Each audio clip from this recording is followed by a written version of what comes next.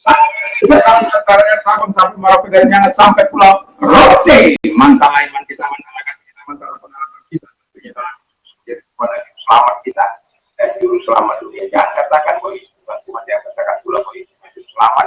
Dia adalah Tuhan, dia adalah selamat. Kalau kau percaya, kau akan selamat. Kalau tidak percaya, kau akan dihukum. Dia menang. Dan Yohanes sebab saya akan habis. Akulah jalan yang kebenaran dan hidup itu seorang sampai kepada Allah. Dan itu mengatakan sesuatu ayat 12 dan keselamatan tidak dalam siapapun setelah jelas dia Yesus sekarang di bawah golongan ini tidak ada nama lain yang diberikan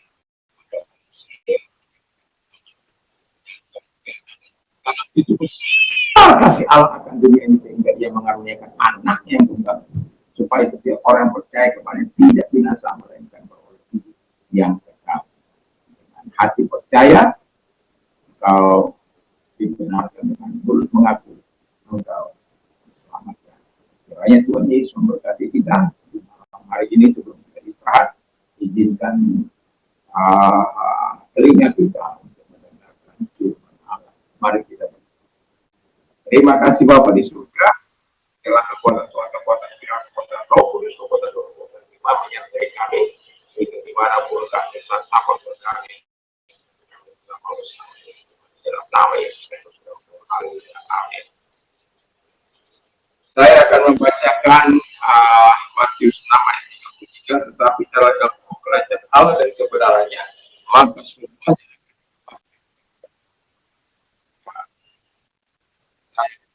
dan tema orang percaya yang melakukan Allah. Orang percaya melakukan kehendak Allah yang pertama itu dia adalah orang yang mengutamakan Allah. Jadi dia mencari kerajaan Allah dan kebenarannya karena dia tahu kerajaan Allah sebenarnya itu sebagai baik, sebagai hal dalam hidup kita. Karena kita dalam hidup ini kalau kita mengutamakan Allah, kita pastinya tujuan yang asli, tujuan yang orisinil, di mana kita bukan tujuan kita karena walaupun kita membutuhkan harta itu selama di muka bumi ini dan ada banyak orang berjuang begitu rupa sampai pada salah satu meninggalkan Tuhan, bahkan keluar daripada firman Allah tidak mencapai tujuan yang diharapkan oleh Tuhan karena mereka melakukan dengan kejahatan tidak menghalalkan semua cara hanya demi memuaskan tubuh dan semuanya puaskan hidup mereka dengan jalan memiliki tujuan yang kekal, yaitu tujuan yang kekal itu kita harus miliki, yaitu kita harus punya arah yang jelas dalam ini, yaitu kerajaan Allah, di mana kerajaan Allah itu kan bercerita soal di mana Allah itu tinggal, bercerita soal damai itu, bercerita soal sukacita, soal kebenaran Allah. Sebabnya sebagai orang yang cari kerajaan Allah yang tujuan kita ke sana untuk bersama-sama dengan Allah, kita hidup dalam kebenaran Allah supaya kita tidak hilang dari tujuan kita. Yang kedua kata firman Allah, orang yang mengasihi Allah. Jadi orang yang mengasihi Allah mengasihi Tuhan lebih dari segala sesuatu. Nanti dibaca dalam Matius 2:31. Jadi kita harus orang-orang yang mengasihi Tuhan dalam hidup ini. Sehingga dalam kehidupan kita betul-betul mengaplikasikan kasih kita kepada sesama kita, kepada Tuhan, dan kepada Allah dalam kehidupan kita. Sehingga di dalam hidup ini kita melakukan yang terbaik. Itu tadi dalam Matius 26 ya. Saya agak lupa. Matius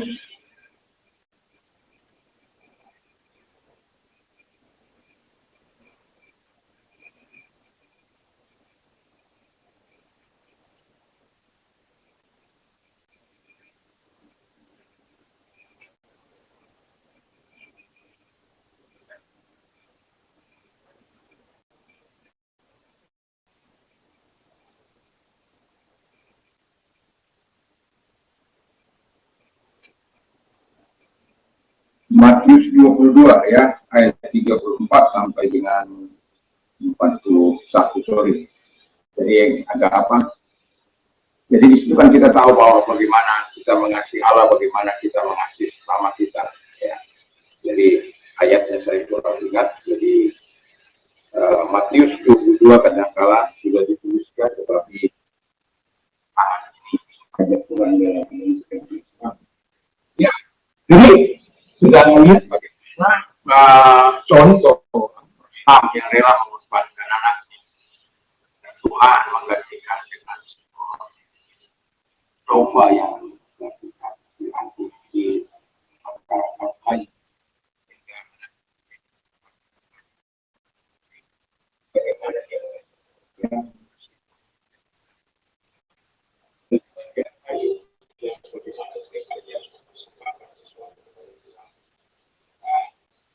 walaupun Tuhan berkati semua apa yang dimiliki, dia lebih mengasihi Tuhan dari segala apa yang dia punya.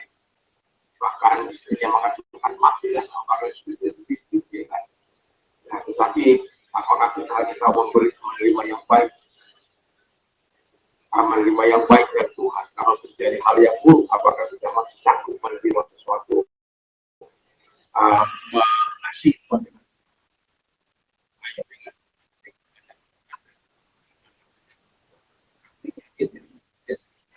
kasih yang betul-betul mereka mengasihi semua kita mengasihi Tuhan dengan betul-betul. Yang ketiga, orang yang merindukan Allah. Jadi orang yang merindukan Allah akan senantiasa lapar dan haus akan makan, minum, kehidupan Allah itu. Kesukaannya ialah Taurat Tuhan dan yang merenungkan Taurat itu siang dan malam. Jadi dia merindukan bagaimana dia bisa menyenangkan hati Allah di dalam kehidupannya. Dan dengan cara dia merindukan Allah, dia melakukan apa yang seharusnya dia lakukan. Saya tidak tahu bagaimana kita membaca firman Allah. Apakah kita aktif membaca firman Allah setiap hari? Tapi doa dan saran saya, mari kita aktif membaca firman Allah. Tidak bisa para pendeta, tapi setidaknya ada satu ayat yang bisa memperkatakan setiap hari dalam hidup. Supaya apa? Firman itu menjadi kekuatan karena iman itu dari kita dengan kita menjadi orang-orang yang tangguh karena kita selalu merindukan dan selalu merenungkan Taurat itu, kesukaan kita Taurat Tuhan. Ini kalau kesukaan kita yang lain-lain itu berbahaya bagi kita. Ya, apalagi kesukaannya melakukan kejahatan, melakukan dosa, melakukan menghalalkan semua cara, wah itu tidak berkenan di hadapan. Dan kita ingin melakukan apa yang berkenan di hadapan Tuhan supaya Tuhan dimulakan di dalam kehidupan kita sebagai orang yang percaya. Itu orang yang percaya itu melakukan kehendak Allah. Orang percaya melakukan kehendak Allah, orang yang mengutamakan Allah, orang yang mengasihi Allah, orang yang merindukan Allah, dan yang terakhir, orang yang menanti-nantikan Allah. Yesaya 8 ayat 40 ayat 31 dan dikatakan orang yang menanti-nantikan Allah itu akan ketika dia menantikan Allah, dia akan mendapat kekuatan baru. Di mana kita mendapat kekuatan baru saat kita berdoa, saat kita menantikan pertolongan Tuhan. Tuhan akan memberikan menyuntikkan energinya kepada kita, menyuntikkan kekuatannya kepada kita, memberikan apinya kepada kita, terus kita semangat dalam kehidupan kita ini. Lalu dikatakan juga dari ayat itu, dari Yesaya 40 itu, kita juga menemukan seumpama raja wali yang naik terbang dengan kekuatan ayat. Jadi kita akan menjadi mandiri, akan menjadi tangguh, akan menjadi kuat oleh karena Tuhan. Jadi kita menantikan Tuhan. Tuhan akan mampukan kita. Jangan akan ketika kita menantikan dalam doa kita. Sampai kapanpun, ya sampai kita bertemu muka dengan muka dengan Tuhan. Harus kita setia orang utamakan Tuhan itu suka berdoa di dalam Tuhan. Supaya apa? Dia akan mendapatkan kekuatan baru senantiasa dalam hidupnya. Umpamakan mereka umpamakan seperti raja wali yang terbang tinggi dengan tempat sayang, orang yang mandiri dibuat orang yang tangguh yang sudah dilakukan, sehingga dia tidak lagi jadi cengeng tetapi menjadi berkat bagi banyak orang, menjadi perang bagi banyak orang dan mempermuliakan banyak orang dalam hidup Yesus. Kiranya memberkati kita dan yang berlari tidak menjadi lesu, berlari menjadi tidak lesu, berjalan menjadi tidak kecelakaan. Allah mengalir orang-orang yang betul mengharapkan Tuhan dalam kehidupan, sehingga kita sebagai orang-orang percaya tetaplah hidup di dalam kehendaknya, hidup dalam melakukan apa yang diinginkan dalam hidup kita. Untuk orang-orang percaya melakukan kehendak Allah bukanlah mudah. Semudah membalik keselamatan, ada perjuangan, ada upaya, ada pertempuran dalam hidup kita. Yang kadang-kadang mungkin kita akan berdoa, doa malam, berpuasa, merendahkan hatinya dan sebagainya. Supaya apa? Harapan kita ketika kita menanti kita cuma dalam doa dan puasa kita dalam doa apapun yang kita lakukan bisa mendapatkan apa yang kita harapkan. Bagaimana yang kita rindukan supaya apa? Tadi saya berkata kepada Tuhan dari pagi sebenarnya saya berkata kepada Tuhan, biarlah yang ingat menjadi pikiran saya. Ya, kehendakmu memang gak mudah, tapi kita belajar dalam diri ini memberikan sesuatu yang berarti bagi Tuhan, supaya tidak kita yang menguasai, tapi Tuhan yang merajai, Tuhan yang menjadi juru selamat kita itu. Kita biarkan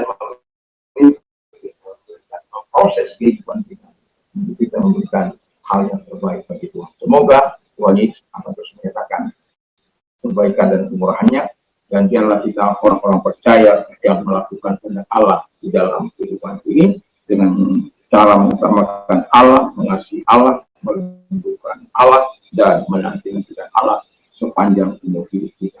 Kiranya Tuhan Yesus memberkati mari kita semuanya. Terima kasih Tuhan itu akan Tuhan dan mengasihi engkau dan juga menanti-nantikan Tuhan, sehingga kami mendapatkan yang terbaik dalam hidup. Karena kami tahu Tuhan, kau Tuhan yang akan terus memberkati kami dengan segala kekuatan yang mengalir dalam. Terima kasih. Dan bagi engkau yang sakit apapun sakit penyakitmu, percayalah Tuhan mampu. Tuhan tidak mau engkau terus membebaskan engkau. Di pagi saya mengatakan bagaimana orang yang suka datang kepada Tuhan dan imannya kerendahan hatinya datang kepada Tuhan dan dia taat terhadap apa yang Tuhan melakukan yang terbaik dalam, dan biarlah kita senantiasa mati dalam kebaikan Tuhan. Engkau hanya arahkan Tuhan kepada Tuhan, orang-orang yang sakit yang memerlukan bantuan pertolongan, mereka memerlukan tangan kepada memerlukan tangan kepada mereka, jama mereka dalam bagaimana orang dalam nama segala sakit yang mereka miliki dalam segala keluar dan oleh hidup Yesus kau sembuh, kuasanya kau sembuh oleh firman yang kau sembuh. Terima kasih Tuhan buat kesembuhan mereka terutama kepada mereka. Dan kami juga berdoa kepada mereka yang sedang mengalami masa-masa sulit hari-hari ini Tuhan. Kami berdoa kiranya Kau membukakan pintu langit dan mencurahkan segala kebaikan dan membuat itu anugerah dan menyatakan segala belas kasihan kepada setiap kami yang diberikan. Sekarang Kau yang diberikan kemurahan Tuhan, angkat juga di tangan kita, dia tangan-tangan yang diangkat kepadamu, bukan